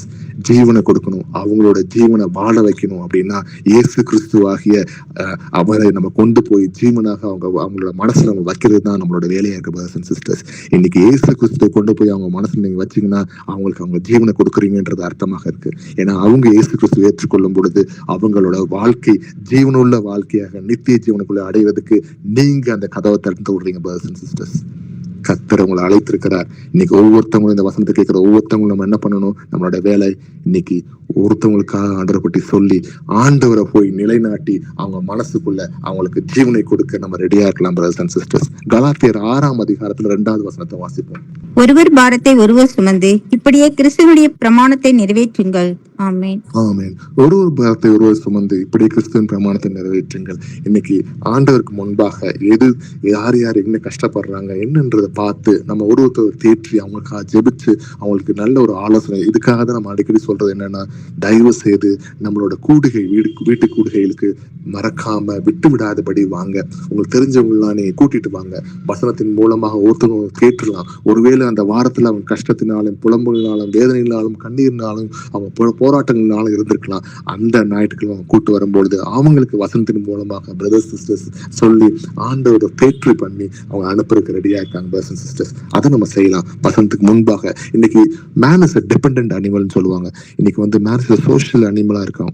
அப்படி இருக்க நிலைமையில ஒருவருக்கு ஒரு நம்ம விட்டு கொடுக்காதபடி தேவனுக்கு முன்பாக அவங்களுக்கு ஒரு தேற்றி நம்ம என்ன பண்ணணும், அவங்க கத்தருக்குள்ள கொண்டு வரணுன்றது ஒரு முக்கியமான விஷயமா இருக்கு. நமக்கு நல்ல ஒரு எக்ஸாம்பிள் அந்த வசனத்துக்கு நம்ம பார்த்தோம்னா, ஜோனத்தான் என்ன பண்றாரு அப்படின்னா, தாவீதை அவங்க அப்பா கிட்ட இருந்து ப்ரொடெக்ட் பண்ணி ஒவ்வொரு நேரம் மறைச்சு அவரோட கஷ்டத்தில் தாவீதோட கஷ்டத்தை எல்லாத்தையும் ஒரு பங்கெடுத்து தான் வேலை பார்த்தார் அப்படின்ற வசனத்தின் மூலமா பார்க்கிறோம். இன்னைக்கு அந்த மாதிரிதான் இன்னைக்கு எல்லாரும் நம்ம சகோதர சகோதரிகளா நம்ம இருக்கிறோம். இன்னைக்கு ஒருவருடைய கஷ்டங்களையும் ஒவ்வொரு விஷயம் பார்த்து அவங்களுக்கு உதவி செஞ்சு அவங்களை அடுத்தவங்களை இன்னும் ஆண்டவருக்குள்ள நம்ம கொண்டு வரதுக்கு நம்ம ரெடியா இருக்கலாம். மத்தேயு 5ஆம் அதிகாரத்துல 44வது வசனத்தை வாசிப்போம். நான் உங்களுக்கு சொல்லுகிறேன், உங்கள் சத்துருக்களை சிநேகியுங்கள், உங்களை சபிக்கிறவர்களை ஆசீர்வதியுங்கள், உங்களை பகைக்கிறவர்களுக்கு நன்மை செய்யுங்கள், உங்களை நிந்திக்கிறவர்களுக்காகவும் உங்களை துன்பப்படுத்துகிறவர்களுக்காகவும் ஜெபம் பண்ணுங்கள். ஆமென். நான் உங்களுக்கு சொல்லுகிறேன், உங்கள் சத்துருக்களை சிநேகியுங்கள். இப்படி சொல்றது வேணா வாசிக்க ரொம்ப ஈஸியா இருக்கலாம் பிரதர்ஸ் அண்ட் சிஸ்டர்ஸ். இன்னைக்கு நம்மளோட சத்துருக்கள் யாரா இருந்தாங்க அப்படின்னா அவங்களுக்காக நான் இன்னைக்கு ஆண்டவர் சொல்லியிருக்கா, நான் சிநேகிக்க போறேன், அவங்களை நேசிக்க போறேன்னு சொல்லி நினைக்கும் போது அந்த சத்துருக்கள் நீங்க முன்னாடி கொண்டு வந்தாவே உங்க மைண்ட்ல அவங்க பேசின வார்த்தை, அவங்க பண்ண விதம், ஒவ்வொரு விஷயம் நமக்கு முன்னாடி வரும். அவங்கள சிநேகிக்க முடியாத அளவுக்கு நமக்கு கோபங்கள், கசப்புகள் இருக்கலாம். இன்னைக்கு செஞ்சு பாருங்க, அப்படி இருக்கிற இடத்துல நான் எப்படி ஆண்டவரே எங்களை சிநேகிப்பேன் அப்படின்னு ஒரு கொஸ்டின் வரலாம். உங்களை சபிக்கிறவர்களை நீங்க ஆசீர்வதிங்க. எவ்வளவு கஷ்டமான விஷயம். நம்மளை தூத்தி கேவலப்படுத்தி நம்மளை சாபம் விட்டுருப்பாங்க. இன்னைக்கு அவங்களை ஆசீர்வதிங்க எப்படி நம்மளால செய்ய முடியும்? இன்னைக்கு ஆண்டவர் செஞ்சு காட்டிருக்காரு. சிலுவையில தொங்கும் போது தேவனே இவங்க என்ன பண்றாங்கன்னு தெரியல, இவர்களை மன்னிச்சிருங்களேன் அப்படின்னு சொல்லி ஆண்டவர் கேட்கிறாரு. அவரை கேவலப்படுத்தி அவர் நிர்வாணமா தொங்க விட்டாங்க. அவர் வஸ்திரத்தை கிழிச்சு அவரை அடிச்சு வேதனைப்படுத்தி அவர் மேல காரி துப்பி முள்கிடத்து தலையில வச்சு அமுக்கி விழா எலும்புல குத்தி இத்தனை விஷயங்கள் பண்ணாங்களே, அத்தனை பேருக்கும் அவர் என்ன பண்றாரு? அவர் ஆசீர்வதிச்சாரு. அவர் சத்துருக்களை சிநேகிச்சாரு. அவர் மன்னிச்சாரு. உங்களை பகைக்கிறவர்களுக்கு நன்மை செய்யுங்கள். அவர் நன்மை செஞ்சார். பிரதர்ஸ் அண்ட் சிஸ்டர்ஸ், உங்களை நிந்திக்கிறவர்களுக்காக உங்களுக்கும் துன்பப்படுத்துறவர்களுக்காகவும் ஜெபம் பண்ணுங்கள். இன்னைக்கு நம்ம செய்யறோமா? நம்ம நிந்திக்கிறவங்களுக்காகவும் நம்ம துன்பப்படுத்துறவர்களுக்காக நம்ம ஜெபம் பண்றோமா? ரொம்ப கஷ்டமான விஷயம். ஆனா இயேசு கிறிஸ்து முன்னாடி கொண்டு வந்து என் இயேசு கிறிஸ்து சொன்னதுக்காக நான் அதை செய்யறேன், அப்பா கேட்ட விஷயத்துக்காக நான் செய்யறேன்னு சொல்லி அவர் மேல அந்த பாரத்தை போட்டு நீங்க செய்ய ஆரம்பிங்க. கஷ்டமா இருக்கும். செய்ய செய்ய செய்ய ஆண்டவர் அந்த பலத்தை கொடுப்பாரு. ஆனா அவர் உங்கள்கிட்ட எதிர்பார்க்கறது அந்த ஃபர்ஸ்ட் ஸ்டெப் எடுத்து வைக்கணும் அப்படின்றதுதான். நம்ம செய்ய ரெடியா இருக்கலாம் பிரதர்ஸ் அண்ட் சிஸ்டர்ஸ். கர்த்தர் நம்மோட பேசுவாரு. ஒவ்வொரு விஷயத்திலையும் பலத்தை கொடுப்பாரு. இது எப்படி நான் பண்றது, என்னால செய்ய முடியாது அப்படின்னு நினைக்கிறதுக்கு பதிலா இதை நம்ம செய்ய ரெடியா இருக்கலாம் பிரதர்ஸ் அண்ட் சிஸ்டர்ஸ். நல்லா யோசிங்க. இயேசு கிறிஸ்துக்கு யூதாஸ் காரியத்து கூடயே இருந்தான். இவன் தான் நம்ம காட்டி கொடுக்க போறான். அது எப்படி காட்டி கொடுக்கலாம்? முத்தம் கொடுத்து நம்ம காட்டி கொடுக்க போறான்றது ஆண்டவர் நல்லா தெரியும். இருந்தாலும் அவரை நேசிச்சாரு, அவன் கூட வந்தாரு, அவனுடைய காலையும் கழுவினார் அப்படின்றத வசனத்தின் மூலமா பார்க்கணும். பிலிப்பியர் 2ஆம் அதிகாரத்துல 3-4 வாசிக்கலாம். ஒன்றையும் வாதினாலாவது வீண் பெருமையினாலாவது செய்யாமல் மனத்தாழ்மையினாலே ஒருவரை ஒருவர் தங்களில் மேன்மையானவர்களாக எண்ண கடவீர்கள். அவன் தனக்கானவைகள் அல்ல, பிறருக்கானவைகளை நோக்குவானாக. ஆமென். அதாவது செல்ஃப்லெஸ் லவ் இதுதான் இங்க சொல்றாங்க. ஒன்றையும் வாதினாலாவது வீண் பெருமையிலாவது செய்யாமல், பெருமைக்கு செய்யறது அந்த மாதிரிலாம் செய்யாம மனத்தாழ்மையினாலே ஒருவருக்கு ஒருவர் தங்களின் மேன்மையானவர்களாக எண்ண கடவர்கள். அவனவன் தனக்கானவைகள் அல்ல, பிறனுக்கானவைகளையே நோக்குவானாக அப்படின்னு சொல்லி. இன்னைக்கு அடுத்தவங்க எப்படி இருக்காங்க, நம்மளோட பிரதர்ஸ் எப்படி இருக்காங்க, நம்ம சிஸ்டர்ஸ் எப்படி இருக்காங்க, ஒருவேளை அவங்களுக்கு ஒரு வசனம் தெரியல, அவங்களுக்காக அவங்க கஷ்டத்துல இருக்காங்க, அவங்களுக்கு ஏதாவது உதவி செய்யலாம், அவங்களுக்காக நம்ம ஜெபிக்கலாம் அப்படின்னு சொல்லி அவங்களோட கஷ்டத்துல அவங்க பங்கெடுத்து அவங்களுக்கு நம்ம உதவி செய்யறதுக்கு நம்ம நல்லா இருக்கணும் அப்படின்றத பார்க்கலாம் பிரதர்ஸ் அண்ட் சிஸ்டர்ஸ். அதான் ஆண்டவர் விரும்புறார். இன்னைக்கு ஆண்டவர் நம்மளை ஆவிக்குரிய கடன்ல அருமையாக அன்பையும் மன்னிப்பையும் கிட்டு நம்ம கத்துக் கொடுக்குறாரு அந்த இடத்துல. அடுத்ததாக unpaid debt leads to spiritual bondage. செலுத்தப்படாத கடன் ஆவிக்குரிய அடிமைத்தனத்துக்கு கொண்டு போய் செல்லும். இவ்வளவு நேரம் அடிமைத்தனம் எப்படிப்பட்ட விஷயமா இருக்கு, அதாவது ஆவிக்குரிய கடன்னா என்ன, அது எவ்வளவு பெரிய விஷயம், ஆண்டவர் எப்படி அதை செலுத்தினாரு, எப்படி முழுமையா செலுத்தி முடிச்சாரு, அதை மன்னிப்பின் மூலமாக அன்பினாலையும் நம்ம எப்படி செய்யணும் அப்படின்ட்டு காமிச்சிட்டாரு. ஒருவேளை இதெல்லாம் நம்ம செய்யலைன்னா என்ன ஆகும் அப்படின்றதையும் பார்த்தலாம். இதை நம்ம ஆவிக்குரிய விஷயத்துல இதை நம்ம டீல் பண்ணி இதை சரி பண்ணல அப்படின்னா நமக்குள்ள என்ன ஆகும்னா கில்ட்டினஸ் வரும். ஐயோ நான் இப்படி பண்ணிட்டோமே, நான் இந்த மாதிரி செஞ்சுட்டோமேனு ஒவ்வொருத்துக்கும் நமக்கு கில்ட்டினஸ் வரும். இதுக்குரிய பிரச்சனைகள் நம்ம சந்திக்க வேண்டியதா விஷயமா இருக்கும். இதுக்கப்புறம் கட்டுக்குள்ள நம்ம போக வேண்டிய விஷயமா இருக்கும் அப்படின்ட்டு ஆண்டவர் சொல்றாரு. எப்படி? நீதிமொழிகள் 22ஆம் அதிகாரத்துல 7வது வசனம். ஐஸ்வர்யவான் தரித்திரனை ஆளுகிறான், கடன் வாங்கினவன் கடன் கொடுத்தவனுக்கு அடிமை. ஆமென். அப்ப நம்ம கடன் வாங்கினவன் கடன் கொடுத்தவனுக்கு அடிமை போல இன்னைக்கு நம்ம பாவத்துக்கு அடிமை ஆயிடுறோம். எப்ப இந்த ஆண்டவருக்கு முன்பாக மனம் திரும்பி அவர் சொன்ன மாதிரி அன்பையும் காட்டி மன்னிக்கவும் நம்ம ரெடி ஆகல அப்படின்னா நம்ம பாவத்துக்கு அடிமையாயிடுறோம் அப்படின்றத ஆண்டவர் வசனத்தின் மூலமா சொல்றாரு. சரி, சிம்சோன் நம்ம பார்த்திருப்போம். சாம்சன் அவர் என்ன பண்ணாரு? ஆண்டவரோட விஷயங்கள், ஆண்டவரோட பலன் அவர் கூட இருந்தாலும் அவர் தப்பான விஷயத்தின் மூலமா பின்னாடி போய் அங்க எங்கேயும் போனனால அவரை இழந்து போனார் அப்படின்றதையும் இந்த வசனத்தின் மூலமா பார்க்கிறோம். brothers and sisters. யோவான் 8ஆம் அதிகாரத்தில் 34வது வசனத்தை வாசிப்போம். இயேசு அவர்களுக்கு பிரதியுத்தரமாக, பாவம் செய்கிறவன் எவனும் பாவத்திற்கு அடிமையா இருக்கிறான் என்று மெய்யாகவே மெய்யாகவே உங்களுக்கு சொல்லுகிறேன். ஆமென். இயேசு அவர்களுக்கு பிரதியுத்தரமாக, பாவம் செய்கிறவன் எவனும் பாவத்துக்கு அடிமையா இருக்கிறான் என்று மெய்யாக மெய்யாக உங்களுக்கு சொல்லுகிறேன் அப்படின்னு சொல்றாரு. அதாவது பாவத்துக்கு நம்ம அடிமையா இருக்கோம் அப்படின்னா நம்ம இன்னும் மனம் திரும்பல அப்படின்னு அர்த்தம்.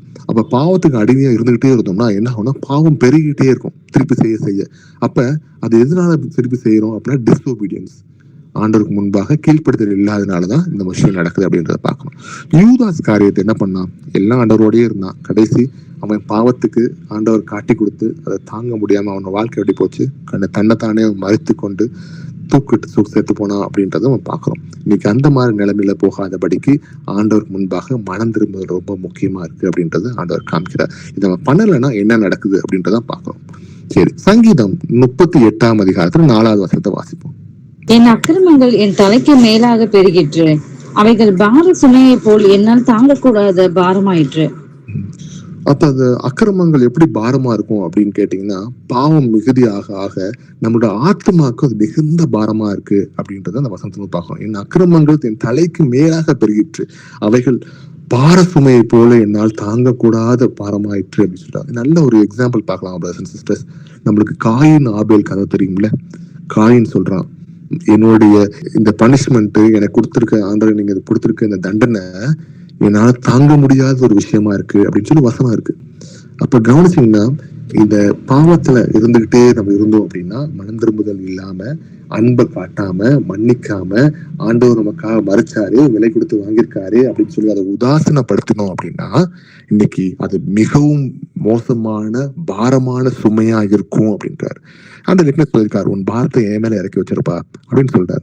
இன்னைக்கு அந்த பாரத்தை என்ன பண்ணணும் அப்படின்னா ஆண்டவர்கிட்ட இறக்கி வச்சிடும். ஆண்டவரே என்னை மன்னிச்சிருங்க, இனி என்னால முடியாது, நீங்க தான் எல்லாம் அப்படின்னு சொல்லி அவர் மேல இறக்கி வைக்காம நம்ம தெரிஞ்சோம் அப்படின்னா இந்த சுமையான பாரத்தை இன்னும் அதிகமா சுமையா மல்டிப்ளை ஆயிட்டே இருக்குமா, பெருகி கொண்டே இருக்கும் அப்படின்னு சொல்றாங்க. சரி, மத்தேயு 18ஆம் அதிகாரத்துல 34-35 வசனத்தை வாசிக்கலாம்.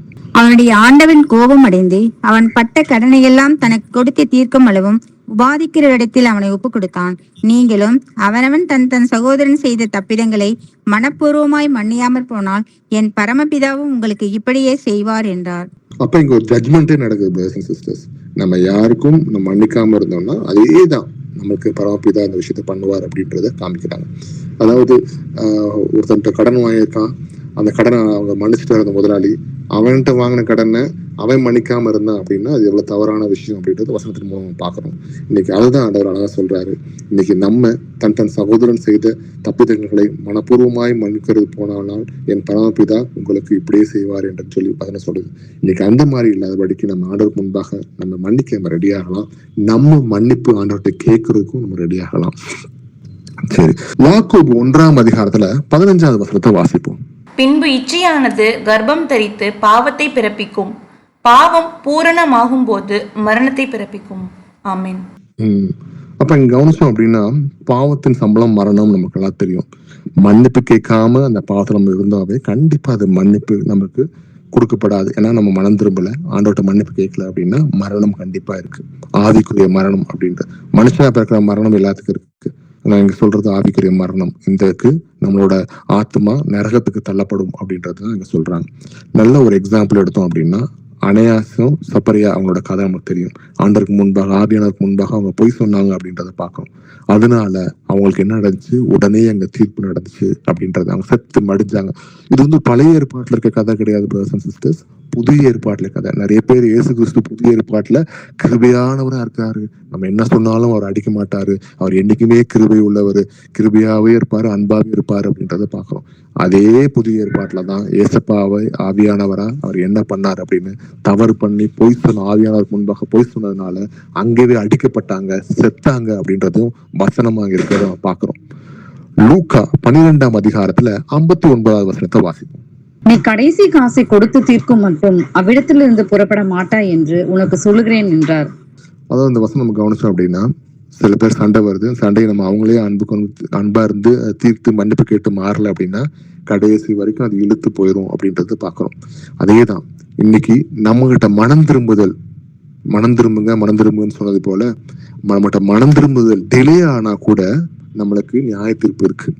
டிலே ஆகுதுன்னா எப்படி, அப்புறம் கேட்டுக்கலாம், கொஞ்ச நாள் இப்படி இருந்துக்கலாம், பரவாயில்ல அப்படின்னு சொல்லி நம்மளே நம்ம தேற்றி கொண்டிருந்தோம்னா அது மனம் திரும்புதல் லேட் பண்ணும் அப்படின்னா அது ஜட்ஜ்மெண்ட்டுக்குள்ள தள்ளப்படுது அப்படின்றத, நியாய விசாரணைக்கு படும் அப்படின்றத பாக்குறோம். இதனாலதான் இந்த பார்வோன் மன்னன் என்ன பண்றான், அவனோட இருதயம் கடினாக்கப்பட்டுச்சு, அவன் அதனாலதான் கடைசி ஜட்ஜ்மெண்ட்டுக்குள்ள நுழைஞ்சான் அப்படின்றத பாக்குறோம். அவனுக்கு சாவு வந்துச்சு அப்படின்றத பாக்குறோம் பிரதர்ஸ் அண்ட் சிஸ்டர்ஸ். ரோமர் 2ஆம் அதிகாரத்துல 5வது வசனத்தை வாசிப்போம். உன் மன கடினத்திற்கும் குணப்படாத இருதயத்திற்கும் ஏற்றபடி தேவனுடைய நீதியுள்ள தீர்ப்பு வெளிப்படும். கோபாக்கினை நாளிலே உனக்காக கோபாக்கினை குவித்துக் கொள்கிறாயே. ஆமென். அப்ப ஆண்டவருக்கு முன்பாக இந்த ஆவிக்குரிய கடனை அவர் நம்ம செலுத்தப்படலை அப்படின்னா அதுக்குரிய ஆவிக்குரிய விஷயத்துல பல பிரச்சனைகளை சந்திக்க நேரிடும் அப்படின்றது அந்த அழகான வசனத்தின் மூலம் பாக்குறோம். எசேக்கியேல் 18ஆம் அதிகாரத்துல 4வது வசனத்தை வாசிப்போம். இதோ எல்லா ஆத்துமாக்களும் என்னுடையவைகள், தகப்பனின் ஆத்துமா எப்படியோ அப்படியே மகனின் ஆத்துமாவும் என்னுடையது, பாவம் செய்கிற ஆத்துமாவே சாகும். ஆமென். எந்த மாதிரி ஆத்மா சாகுமோ பாவம் செய்கிற ஆத்மா தான் சாகும். அதே மாதிரி ஒவ்வொருத்தவங்களோடும் அவங்கவுங்களோட ஆத்மாக்கு அவங்கதான் பொறுப்பு. நீங்க பண்ண பாவத்துக்கு நம்ம என்ன பண்ணணும், அவங்களே மனம் திரும்பினாதான் உண்டு, இல்லைன்னா ஆவிக்குரிய கடன்ல நம்ம சிக்கி தவிச்சிருவோம் அப்படின்னு வசனத்துல பாக்குறோம். சரி, இவ்வளவுதான் எப்படி நம்ம மன்னிப்பு கேட்கல, மனம் திரும்பலன்னா என்ன நடக்கும் அப்படின்றத பார்த்துட்டோம். இப்ப ரிப்பென்டன்ஸ் கிளியர்ஸ் அவுட் அவர் டெப்த். மனம் திரும்புதல்னால நம்மளுடைய கடனை முழுமையா அடைக்க முடியுமா? இப்ப வாங்க கதைக்கு. ஆண்டவர் என்ன பண்றாரு, சிலுவையில நமக்காக நம்ம பாவத்துக்காக மறிச்சு ஒரு தரமாக முழுமையாக பணத்தை ஆண்டவர் ரத்தமாக செலுத்தி நம்ம மீட்டுட்டாரு பாக்குறோம். ஆனா நம்ம இப்ப பாவத்துல திருப்பி போய் உட்கார்ந்துட்டு மனம் திரும்பாம இருந்தோம் அப்படின்னா நம்மளுக்கு வரப்போறிய பாவங்கள்னால கஷ்டங்கள் என்னென்ன நடக்கும்ன்றதை பார்த்துட்டோம். இப்ப மனம் திரும்பிட்டோம்னா அந்த ஆவிக்குரிய கடனை நம்ம எப்படி அடைக்க முடியும் அப்படின்றத ஆண்டவர் காண்கிறார் நீங்க வசனத்துல. அப்ப ஆவிக்குரிய கடனை அடைக்க முடியுமா அப்படின்னு கேட்டா ஆவிக்குரிய கடனை நம்மளால அடைக்க முடியும் பிரதர்ஸ் அண்ட் சிஸ்டர்ஸ். ஆண்டவர் வசனத்தினால சொல்லியிருக்காரு. அது என்னன்றதை பார்க்கலாம். முதலாவதாக மனம் திரும்புதல் மட்டும்தான் ஆண்டவருக்கு முன்பாக அந்த ஆவிக்குரிய கடனை அடைக்க முடியும் அப்படின்றது வசனத்தின் மூலமா பார்க்க போறோம். 1 யோவான் 1ஆம் அதிகாரம் 9வது வசனத்தை வாசிப்போம். நம்முடைய பாவங்களை நாம் அறிக்கையிட்டால் பாவங்களை நமக்கு மன்னித்து எல்லா அநியாயத்தையும் நீக்கி நம்மை சுத்திகரிப்பதற்கு அவர் உண்மையும் நீதியும் உள்ளவராய் இருக்கிறார். ஆமென். அப்ப அவருக்கு ஒரு ப்ராசஸ் இருக்கு. அதுக்கு முன்னாடி நம்ம என்ன பண்ணோம் அப்படின்னா நம்மளுடைய பாவங்களை நாம் அறிக்கையிட்டால், அப்ப நம்மளுடைய பாவங்கள் நமக்கு தெரியும், என்னென்ன பாவம் பண்ணோம், என்னென்ன பாவம், அந்த பாவம் என்ன பண்ணோம், என்ன வெளியரங்கமா நம்ம என்னென்ன பார்த்த பண்ணோம், எந்த வார்த்தைனாலும் நம்ம பார்த்த பண்ணோம், எந்த கண்கள்னால நம்ம பார்த்த பண்ணோம், எந்த கை கால்களால் நம்ம பார்த்து பண்ணோம், எந்த இருதயத்தினால நம்ம பார்த்து பண்ணோம் அப்படின்னு ஏகப்பட்ட விஷயங்கள் நமக்கு தெரியும்.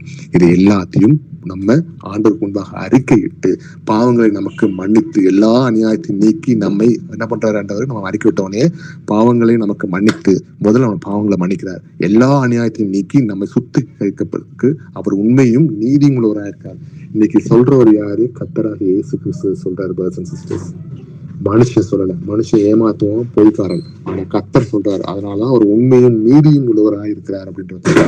அப்ப மன்னிப்பு கேட்டது மனம் திரும்புதல் தான் முக்கியமான விஷயம். அதுதான் முதல் கதவு. அந்த கதவு நம்ம திறந்துட்டாவே நமக்கு ஆவிக்குரிய கடனை உடைக்கிறதுக்கு நம்ம ஈஸியா பண்ணிடுறோம். அப்போஸ்தலர் 3ஆம் அதிகாரம் 20வது வசனத்தை வாசிப்போம். உங்கள் பாவங்கள் நிவர்த்தி செய்யப்படும் பொருட்டு நீங்கள் மனம் திரும்பி குணப்படுங்கள். ஆமென். அப்ப நம்மளுடைய பாவங்கள் நிவர்த்தி ஆகும்னா நம்ம மனம் திரும்பி தான் குணம் பண்ணணும். இந்த பாவத்தை வச்சுக்கிட்டே இருக்கனாலதான் இன்னைக்கு நமக்கு ஏகப்பட்ட பேருக்கு பல விதமான நோய்கள், கஷ்டங்கள், வாதைகள் நமக்கு வந்துகிட்டே இருக்கு. அப்ப முதலாவது செய்ய வேண்டிய விஷயம், அடிக்கடி நம்ம சொல்ற மாதிரி, நமக்கு ஒரு வாதையோ ஒரு நோயோ ஏதாவது விஷயங்கள் வந்துச்சுன்னா நம்ம செய்ய வேண்டியது, ஆண்டவரே இந்த பாவத்தை நான் பண்ணிருக்கேன், நான் என்ன பாவம் எனக்கு பண்ணிருக்கேன்னு உணர்த்துங்க ஆண்டவரே, அதுக்காக நான் மன்னிப்பு கேட்கிற ஆண்டவரே கேட்கும் பொழுது ஆண்டவர் உணர்த்துவார். அதுக்கு மன்னிப்பு கேட்கும் போது உடனடியாக நம்ம சுகப்படுத்துறதுக்கும் ரெடியா இருக்கார் அப்படின்றத நம்ம பார்க்கிறோம். லூக்கா 15ஆம் அதிகாரத்துல 21-22 வசனத்தை வாசிப்போம். குமாரன் தகப்பனை நோக்கி, தகப்பனே, பரத்திற்கு விரோதமாகவும் உமக்கு முன்பாகவும் பாவம் செய்தேன். இனிமேல் உம்முடைய குமாரன் என்று சொல்லப்படுவதற்கு நான் பாத்திரன் அல்ல என்று சொன்னான். அப்பொழுது தகப்பன் தன் ஊழியக்காரரை நோக்கி, நீங்கள் உயர்ந்த வஸ்திரத்தை கொண்டு வந்து இவனுக்கு உடுத்தி இவன் கைக்கு மோதிரத்தையும் கால்களுக்கு பாதரட்சைகளையும் போடுங்கள். ஆமென். இது நமக்கு நல்லா தெரியும். இந்த கெட்ட குமாரன் கதையில அந்த குமாரன் தவறான விஷயங்கள்லாம் போயிட்டு அப்பாட்ட எல்லா விதமான சொத்துக்கெல்லாம் வாங்கி செலவு பண்ணி, கெட்ட ஃப்ரெண்ட்ஸோட செலவு பண்ணி திரும்பி மனம் திரும்பி வரான், பட்னி பசியோட வரான். அட்லீஸ்ட் வீட்டுல ஒரு வேலைக்காரனா இருந்தா கூட நல்லா சோறு கிடைக்குமே அப்படின்ட்டு வரான்.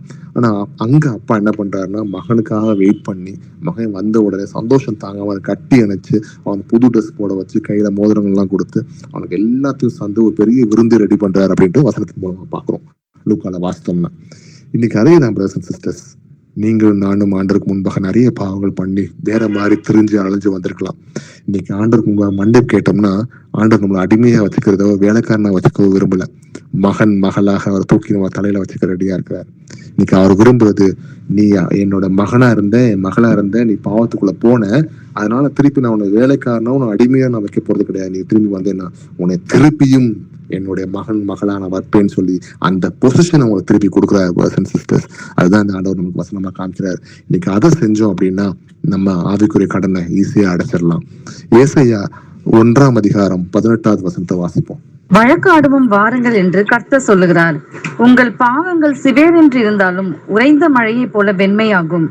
அவைகள் ரத்தாம்பர சிவப்பாய் இருந்தாலும் பஞ்சை போலாகும். ஆமென்.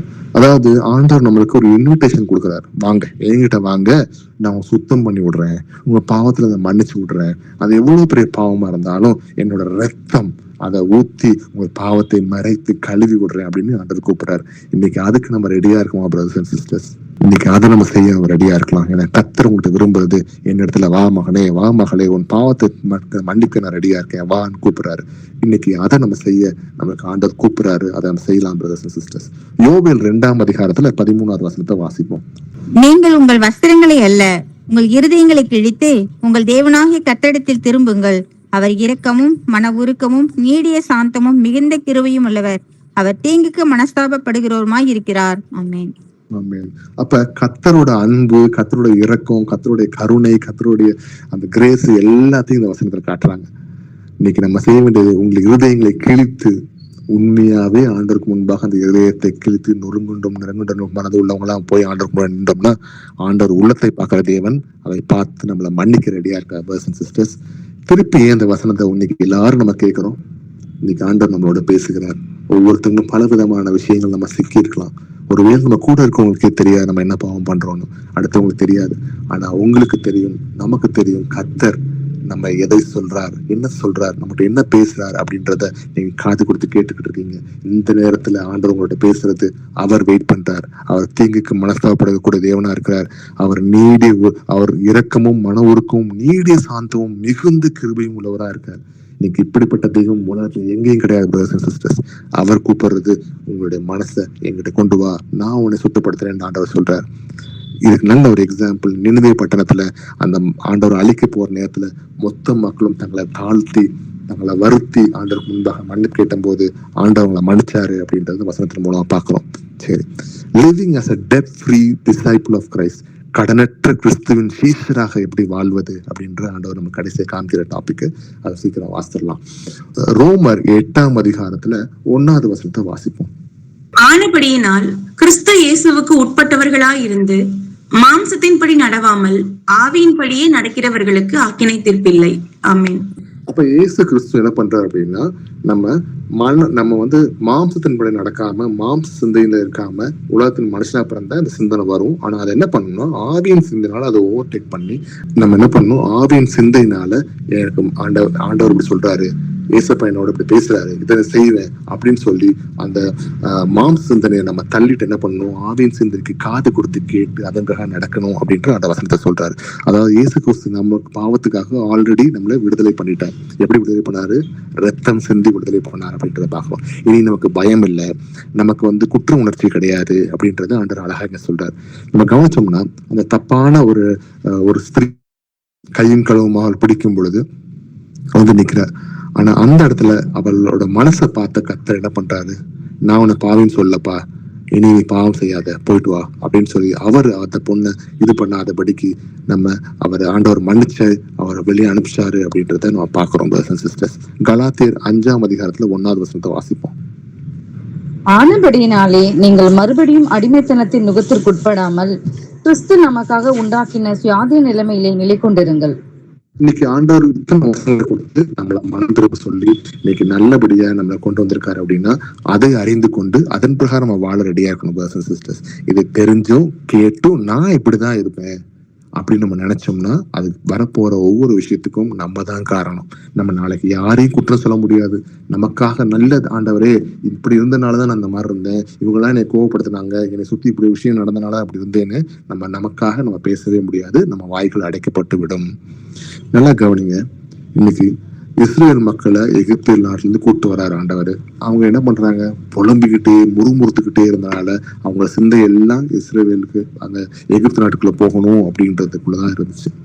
இது என்ன ஆகுது, திரும்பி ஆண்டவர் என்ன சொல்றாரு, திரும்பி ஒரு தடவை வந்துட்டேலப்பா, கேட்டுட்டேல, திருப்பி உன் பாவத்துக்கு போகணும், போகாத அப்படின்னு ஆண்டவர் நமக்கு நிலையா சொல்றாரு. இதை நம்ம நிலை கொண்டு இருந்து நம்ம என்ன பண்ணணும், கிறிஸ்துவுக்கு பின் செல்றதுக்கு நம்ம ரெடியா இருக்கணும்.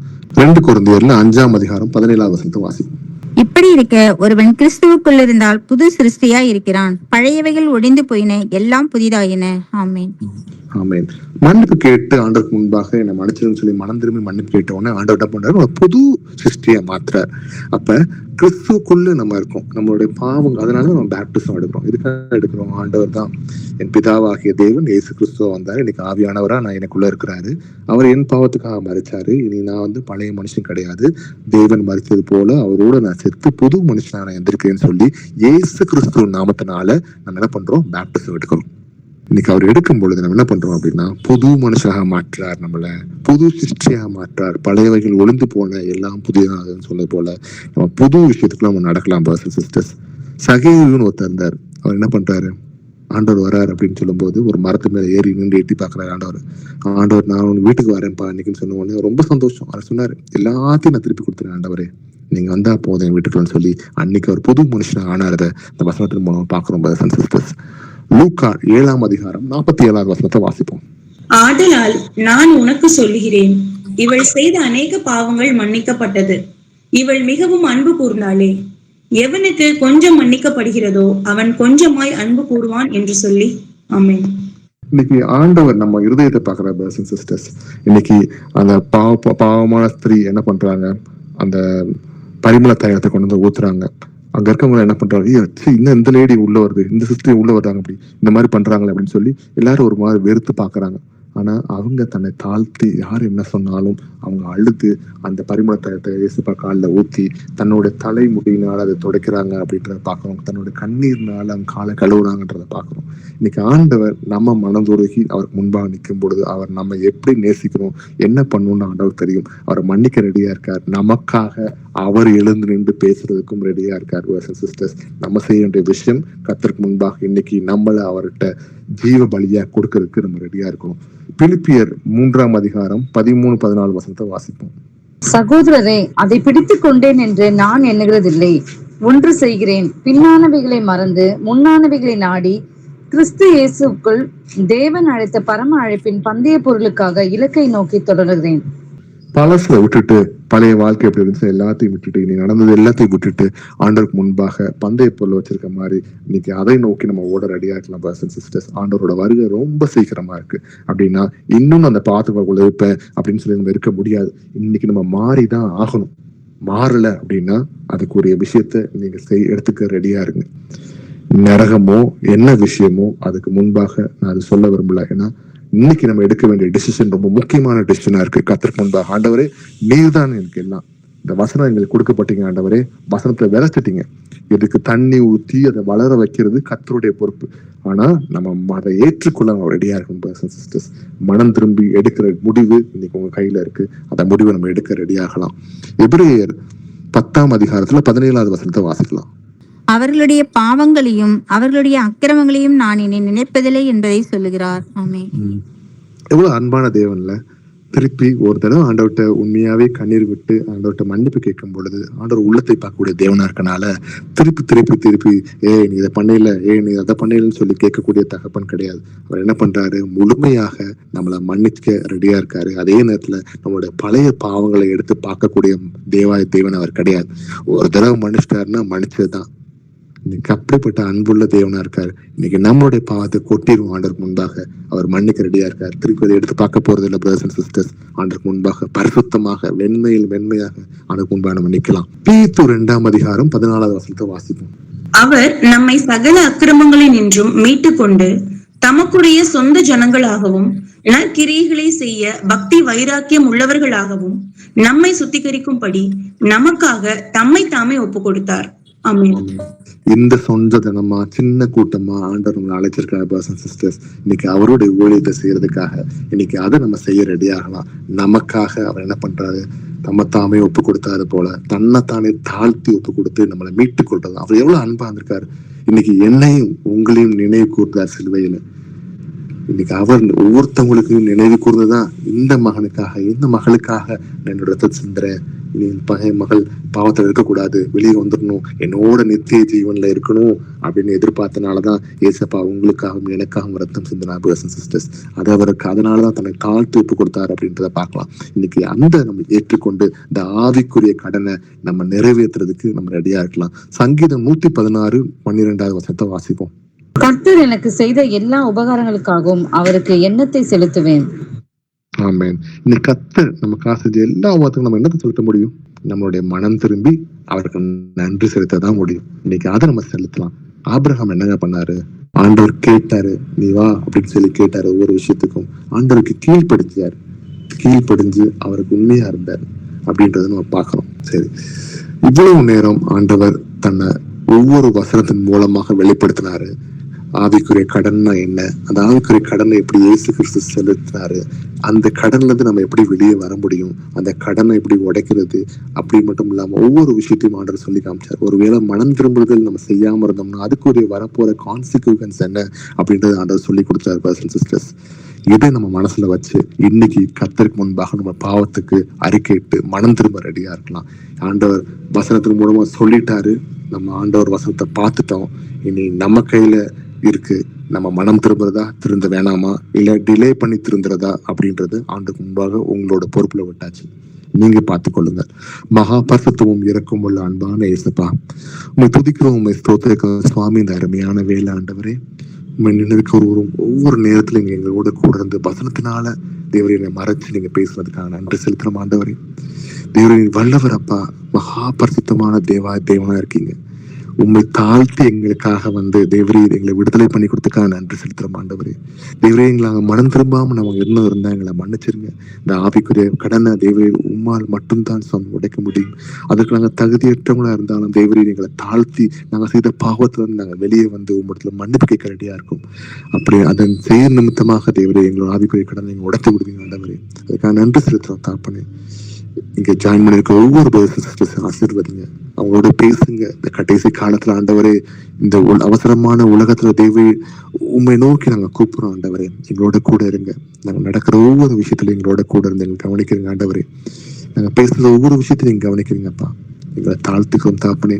எங்களோட மன பாரம் உங்களுக்கு தெரியும். எங்கள் கண்ணீர், எங்களோட போராட்டம், எங்கள் கஷ்டங்கள், வாதைகள் நீங்க அறிஞ்சிருக்கீங்க ஆண்டவரே. யார் யாருக்கு என்ன தரணும், யார் யாருக்கு எந்த மாதிரி ஆறுதலை தரணும், யார் யாருக்கு எந்த மாதிரி நம்பிக்கையை தரணும், யார் யாருக்கு விடுதலை தரணும், யார் யாருக்கு சுகத்தை தரணும், யார் யாருக்கு அன்பை தரணும் நீங்க அறிஞ்சிருக்க தகப்பனப்பா. நீ தயவு செய்து அவங்களோட மன கஷ்டத்தை நீக்கி தேவரே நீங்க அவங்களை பலப்படுத்துங்க. உங்களுடைய மகள் அழுகிறத நீங்க பார்த்துக்கிட்டு இருக்க தகப்பன் கிடையாது ஆண்டவரே. விசுவாசிக்கிற ஆண்டவரே, எதுவாக இருந்தாலும் சித்தத்தின்படி நடக்கட்டும் ஆண்டவரே. எங்களை மொத்தமாக தாழ்த்துக்கிறோம். அதே நேரத்துல இங்க இருக்க அத்தனை இயேசு கிறிஸ்து நாமத்தில் ஆசீர்வதிக்கிறேன் ஆண்டவரே. தொடுங்க, எந்த பிசாசு கட்டு இல்லாதபடி இயேசுவின் நாமத்தில் அவங்களை ஆசீர்வதிக்கிறேன்ப்பா. உடைய கிருபை இருக்கட்டும். உம் நாமம் வல்லமை உள்ள நாமம் ஆண்டவரே. உம் நாமத்தை சொன்னாவே அற்புதம் அடையாளம் நடக்க ஆண்டவரே. விசுவாசிக்கிறோம்ப்பா. உம் நாமத்தினால எல்லா அற்புத அடையாளம் ஒவ்வொருத்தவங்க வீட்டில் நடக்க கிருபித்தாங்க. பலப்படுத்துங்க. அதே நேரத்துல ஒவ்வொருத்தவங்களும் தங்களுடைய மனதை உடைத்து கிழித்து இயேசு கிறிஸ்துக்கு முன்பாக அழுது தன்னை தாழ்த்தி உண்மை ஏற்றுக்கொள்ள கிருபை கொடுங்க ஆண்டவரே. பலப்படுத்துங்க, உயர்த்துங்க. இயேசுவின் நாமத்தில் வேண்டிக் நல்ல பிதாவே. ஆமென். Praise the Lord, brothers and sisters.